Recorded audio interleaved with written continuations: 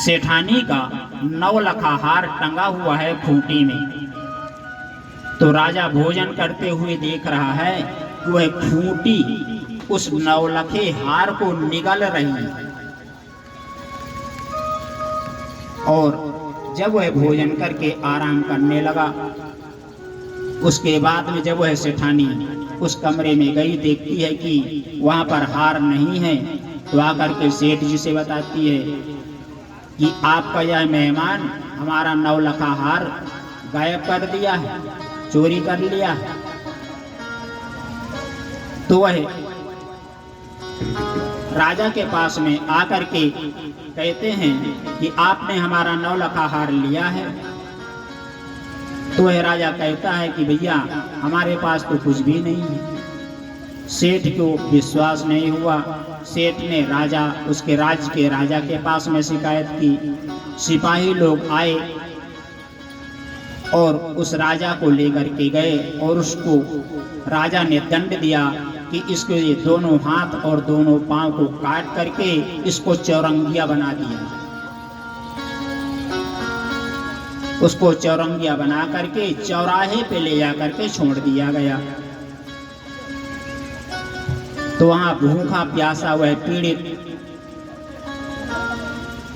एक तेली की नजर उस पे पड़ गई, इसलिए कि तेली को चाहिए कि कोल्हू हाँकने वाला उसको चलते आए या ना आए, कोल्हू के ऊपर बैठ जाए और बैलों को हट हट हट हट करता रहे।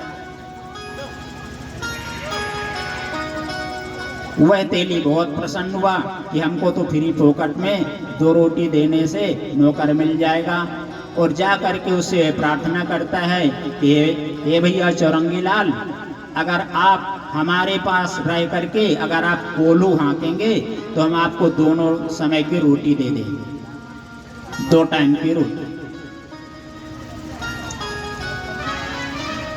उसने भी मजबूरीवश उसकी विनती स्वीकार कर ली कि हमें मंजूर है, ले चलो। लेके गया, साफ सफाई उसकी की और उसको कोल्हू के ऊपर बैठा दिया भोजन करा के। दिन भर वह कोल्हू पे बैठा हुआ बैल हाँक रहा है। तो बारिश का समय आया, तो बारिश के समय में राजा को मल्हार गाने की सूझ गई।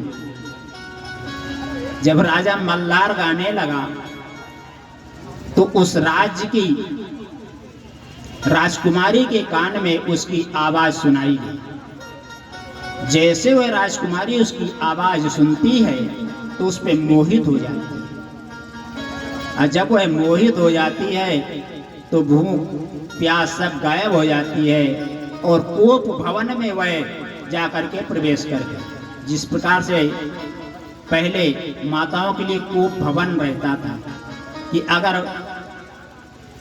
पत्नी पति से रुष्ट हो गई तो उसको कुछ बोलने की आवश्यकता नहीं, सिर्फ कोप भवन में प्रवेश कर जाए, पूरे कार्य सिद्ध। आजकल बेलना और डंडे की मार वाला सिस्टम नहीं रहता, सिर्फ कोप भवन। तो जैसे उनकी पुत्री कोप भवन में गई और राजा आए, उन्होंने अपनी पुत्री के बारे में पूछा तो रानी ने बतला दी कि आज वह गुस्से में कोप भवन में। उन्होंने उसकी सहेलियों को बुलाया। सहेली ने बताया कि ऐसा ऐसा कारण है, वह उस मल्हार गाने वाले से विवाह करना चाहती है। तो वह राजा ने उसकी खोज करने के लिए सिपाहियों को भेजा। सिपाही लोग जा करके उसका पता लगाए और आ करके राजा को बताया कि एक चौरंगी लाल है, उसके हाथ और पैर कुछ भी नहीं है, वह तेली के यहाँ कोल्हू हाँकने का काम करता है, वही है मल्हार गा रहा था। राजा रानी ने उसको बहुत समझाया, बहुत मनाया, लेकिन वह मानने को तैयार नहीं। भगवान श्री शनिदेव की कृपा कि वह उसके हट के कारण उसका विवाह उसी चौरंगी लाल से राजा ने कर दिया। और जैसे ही वह विदाई होकर के उस तेली के यहाँ आई, उसी समय उसके ढैया का आखिरी क्षण था। तो रात्रि में भगवान श्री शनि देव स्वप्न में उसको सामने प्रकट हुए